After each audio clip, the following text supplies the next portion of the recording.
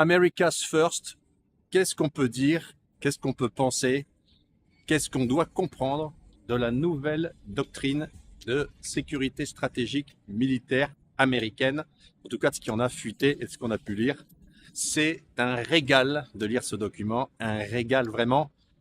Trump nous réserve encore quelques bonnes surprises visiblement, et je vais vous parler de cette doctrine militaire américaine et son importance fondamentale pour la Russie à l'avenir bien sûr, mais aussi pour l'Europe. Et en fait, cette doctrine confirme ce que j'avais annoncé dans une précédente vidéo sur la réorganisation de l'hémisphère nord. Je vais parler de la réorganisation de l'Occident au sens large et de la réorganisation de l'hémisphère nord. Et le moins qu'on puisse dire, c'est que cette nouvelle doctrine militaire américaine bien, va dans ce sens. Elle confirme ce qu'on voit arriver avec la guerre en Ukraine. L'objectif de la guerre en Ukraine pour l'Occident et l'Amérique, à l'époque, l'Amérique démocrate, l'Amérique dirigée par les réseaux démocrates globalistes, c'était l'affaiblissement de la Russie, la prise de contrôle de l'Europe, l'isolement de la Russie, la prise de contrôle de l'Europe et l'affirmation de la toute-puissance américaine pour conquérir la Chine. Avec la prise de pouvoir de Donald Trump et surtout avec le déroulé du conflit en Ukraine qui a vu la Russie résister à la guerre économique, qui a vu la Russie en train de gagner militairement, qui a vu la Russie s'imposer diplomatiquement, bien, il se passe autre chose. L'hémisphère nord va se reconfigurer d'une autre façon. Et c'est de la façon suivante, c'est-à-dire qu'en fait, l'Amérique et la Russie vont faire une forme de deal, et ce deal va se faire sur le dos des Européens. C'est l'Europe qui va être perdante. Alors dans les deux scénarios, elle devait être soumise et perdante. Et dans le scénario démocrate, elle était juste soumise. Dans le scénario américain, elle va être soumise, perdante et hors jeu. Et donc, je vais vous expliquer comment et pourquoi. Alors, la nouvelle doctrine militaire américaine, en fait, elle remet l'Amérique au centre du jeu et elle revient sur tout ce qui a été fait avant par l'Amérique et elle redéfinit ce que l'Amérique doit et va visiblement faire, en tout cas, tant que les équipes de Trump sont au pouvoir, c'est-à-dire une Amérique qui va se cantonner à maîtriser et à développer sa sphère d'influence dans l'hémisphère nord, justement, qui va concentrer ses efforts militaires, on va dire, ses efforts de force sur ses périphéries proches. C'est donc l'Amérique centrale et l'Amérique du Sud qui va être concernée, notamment par le trafic de drogue et le trafic d'êtres humains, c'est-à-dire l'immigration. Et l'Amérique va complètement réduire sa stratégie de frappe, sa stratégie militaire, sa stratégie de force, sa stratégie interventionniste dans le reste du monde. On est visiblement sur une espèce de séquence historique qui voit un repli stratégique des Américains, un repli et le fait que l'Amérique va cesser d'être la puissance qui promeut des valeurs, la démocratie et toutes ces histoires à dormir debout dans le reste du monde. C'est la fin, plausiblement, d'un cycle incroyable. Trump, peut-être, va y mettre fin. Et donc, l'Amérique cessera d'être le gendarme du monde, gendarme militaire et gendarme moral. Et ça, ce retour à une forme d'autarcie et à une forme minimaliste d'intervention va sans doute avoir deux conséquences. Permettre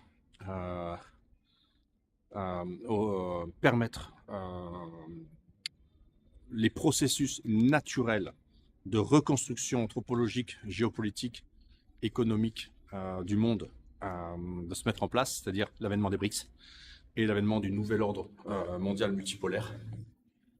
Et la deuxième chose, c'est que je pense qu'on va avoir des phases et beaucoup d'endroits dans le monde auxquels il y aura une relative euh, instabilité, voire de grosses turbulences. Parce que, justement, il n'y aura plus de gendarmes. Nous allons sans doute, dans les années qui viennent, assister à de nombreuses opérations militaires spéciales. Et nous allons sans doute, dans les années qui viennent, assister à l'avènement des gros au détriment des petits et des faibles.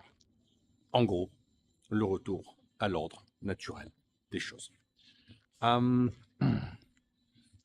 je me balade dans le quartier de Kourskaya, les courses intérieures. Lialine Pelolok. Vous voyez comment c'est? C'est calme. Hein. Alors, les grands changements, ils sont. Les grands changements, ils sont dans ce fait que parce que l'Amérique va cesser en fait de faire gendarme et de s'opposer au reste du monde, eh bien, elle change sa stratégie à l'égard des des trois acteurs fondamentaux avec lesquels elle a des relations, que sont l'Europe, la Russie et la Chine. Je vais commencer par la Chine. La Chine est désormais considérée comme non plus un ennemi, mais un adversaire économique.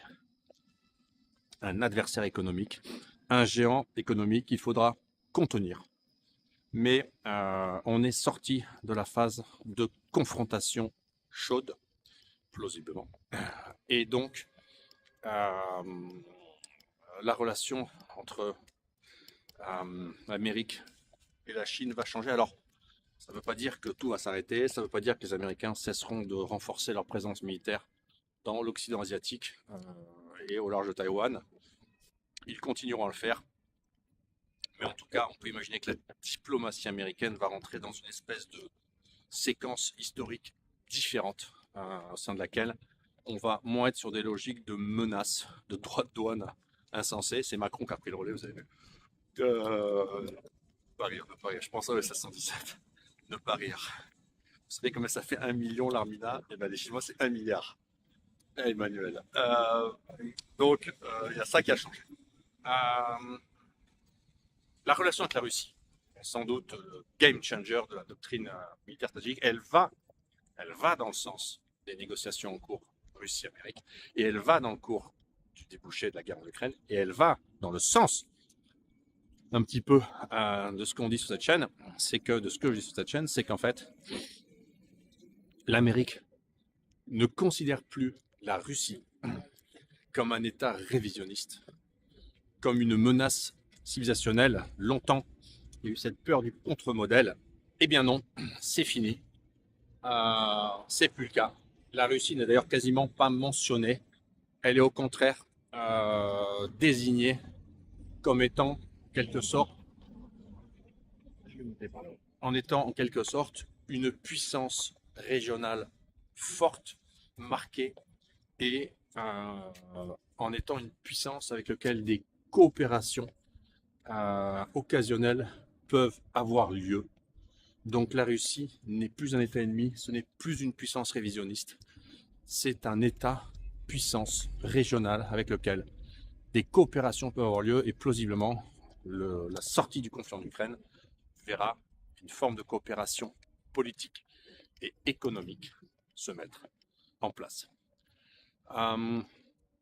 Donc ça change tout. D'ailleurs, les autorités russes ont dit beaucoup de bien de cette nouvelle doctrine de stratégie de sécurité militaire américaine. Ils n'en pensent pas moins, puisqu'ils font exactement le même constat du monde. Les puissances doivent être concentrées sur elles-mêmes et leurs étrangers proches. La coopération et le multilatéralisme sont l'avenir du monde, et il ne doit pas y avoir de gendarmes, notamment occidentales, pour régler les affaires du monde. Tout ce que dit Trump, c'est ce que disait Poutine il y a 20 ans. C'est ce que disait Poutine en 2007 à Munich. Et c'est ce que dit Poutine en 2025 à Moscou. Donc, on va voir si, évidemment, les Américains font ce qu'ils disent. Mais en tout cas, c'est déjà ça. Alors maintenant, le meilleur pour la fin, l'allié européen.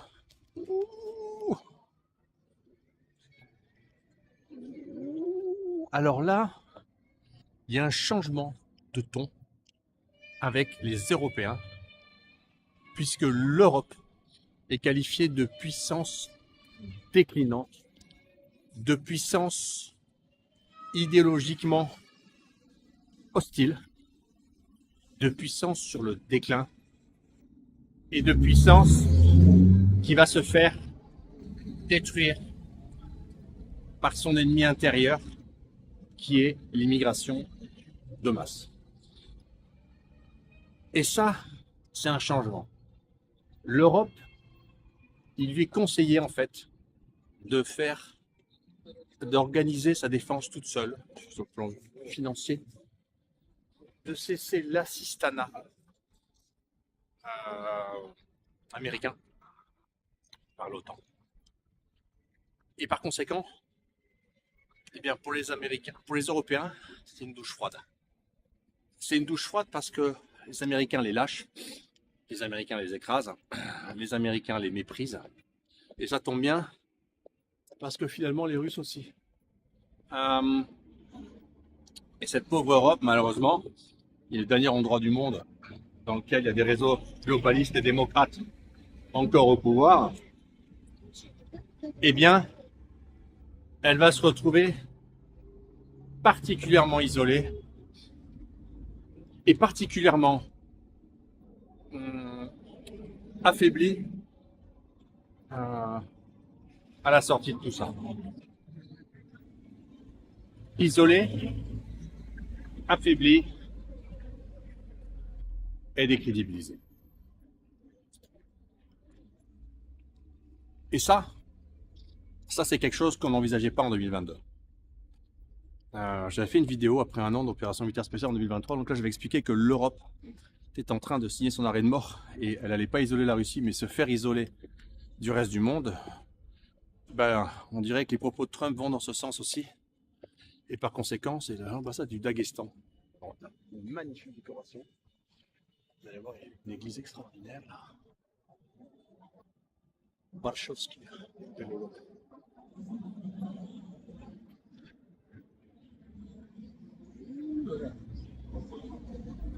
Voilà. Donc, c'est tout frais. Ce qu'on peut penser maintenant, ce qui semble quasiment certain, c'est qu'on va avoir un deal russo-américain à un moment ou à un autre, sur un sujet ou un autre. Ce qu'on sait aujourd'hui, c'est que l'Europe va tenter de s'y opposer et de défendre l'Ukraine jusqu'au bout. Ce qu'on sait aussi, c'est que l'Europe n'en a pas les moyens. Et ce qu'on sait maintenant, c'est que la Russie a gagné. De plus en plus, la Russie a gagné sur le plan politique, sur le plan économique, sur le plan diplomatique et de plus en plus sur le plan militaire. Et l'Amérique tente de s'extraire de cette défaite en passant par le haut et en saisissant l'opportunité qui se présente à elle. C'est triste, mais ça confirme ce que je disais depuis bien longtemps sur cette chaîne. L'opération militaire spéciale, elle va accentuer la désoccidentalisation du monde, le retour au monde multipolaire et surtout la défaite de l'Occident parce que finalement, l'Occident et surtout l'OTAN sont les grands perdants. On se demande avec une Amérique concentrée sur elle-même et une Russie forte, qui c'est qui va encore adhérer à l'OTAN et qui c'est qui va encore, en fait, eh bien, trouver un quelconque intérêt à l'OTAN. Ça, c'est la rue Maklovka. Ouais. Donc, en fait, on va sortir de tout ça avec un OTAN quasiment hors jeu et en mort cérébrale, pour paraphraser celui qui occupe le poste de président de la République française. Mort cérébrale. Et une Russie renforcée. Le monde de demain, c'est l'organisation de Shanghai, c'est les BRICS. Et au sein des BRICS, c'est le BRICS européen, le moteur spirituel, le moteur politique, le moteur militaire, le moteur énergétique, la Russie. C'est tout pour aujourd'hui. Une vidéo dans le Moscou glacial d'aujourd'hui, il fait froid. Et en tous les cas, si vous vous intéressez à la Russie, eh bien vous pouvez consulter le site de la Ruspatriation. Vous aurez sur le site de la Ruspatriation, je mettrai dans le premier commentaire et descriptif des liens gratuits, des ressources gratuites, des ressources payantes, des services, des idées, un blog informatif.